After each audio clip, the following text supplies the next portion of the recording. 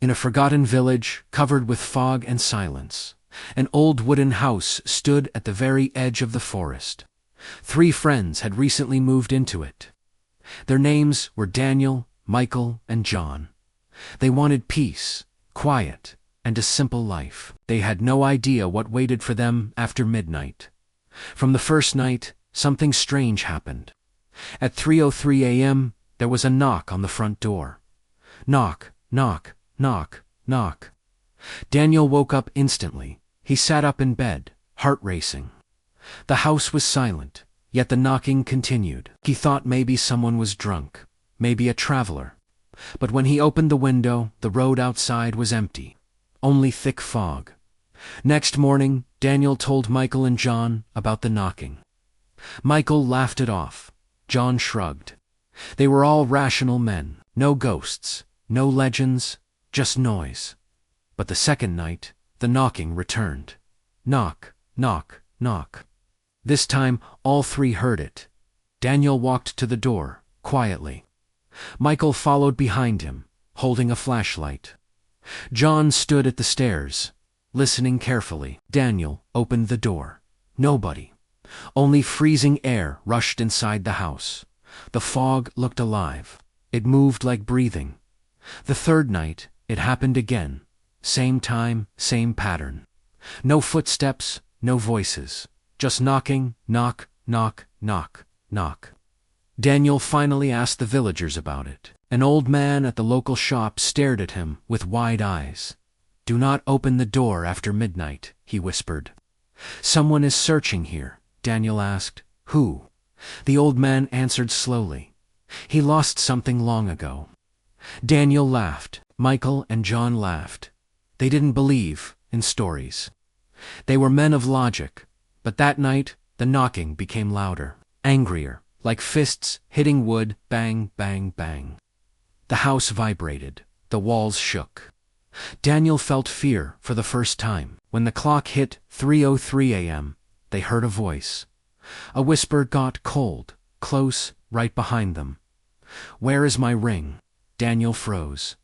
Michael's flashlight shook in his hand. John whispered, "What ring?"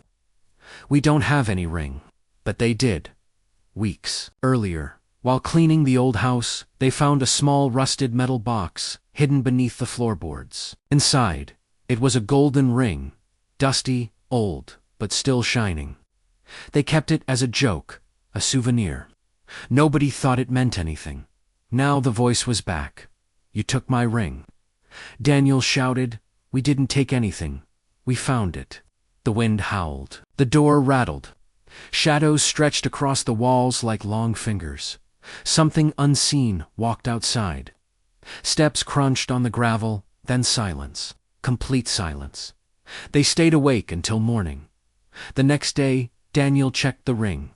He saw initials scratched on the inside. 2 letters, HG. They asked the villagers again. Nobody wanted to talk. But finally, the same old man whispered. 50 years ago, a man was killed here. His name was Henry Gray. He was about to get married. His ring was stolen.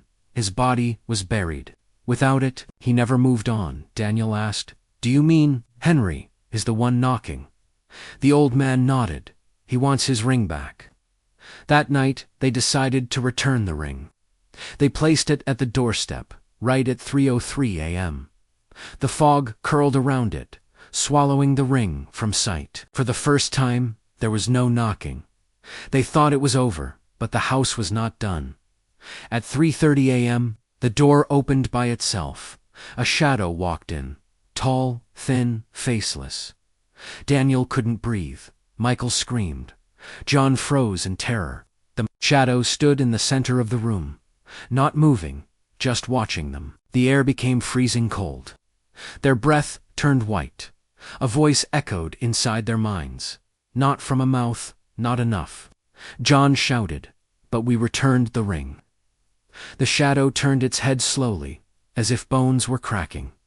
The ring was taken with blood. It must be returned with truth. Daniel realized something. The ring was stolen. The killer never confessed. The spirit wanted justice. They needed to know the truth. They searched the house again. Under a loose floorboard, they found a diary, old, dusty, written by Henry Gray. In it were names, dates, and finally, a confession. A man named Samuel Harper murdered Henry out of jealousy. He loved the same woman. He stole the ring and killed Henry.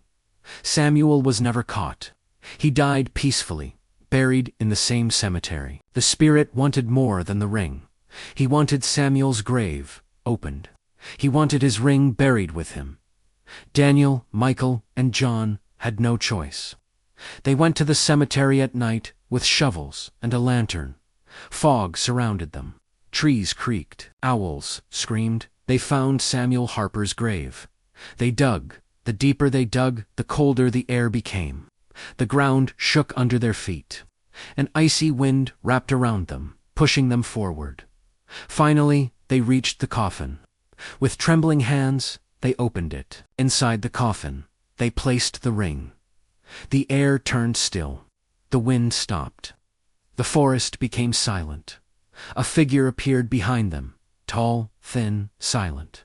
The shadow raised its hand. Slowly, a face became visible, pale, tired, eyes filled with pain. Henry Gray stood in front of them. He whispered, "Thank you." Then he faded into the fog. The cemetery returned to darkness. Daniel, Michael, and John walked home in silence. They didn't speak. They didn't look at each other. Something had changed in them. For weeks, there was peace. No knocking, no voices, no shadows. Until one night, Daniel played back the footage from the cemetery. On the screen, he saw something they never noticed. Behind them, the entire time, stood another shadow, watching, smiling. The camera captured a final whisper before the recording ended. "See you soon after that." The knocking returned. Knock, knock, knock, knock. Every night, at 3:03 a.m.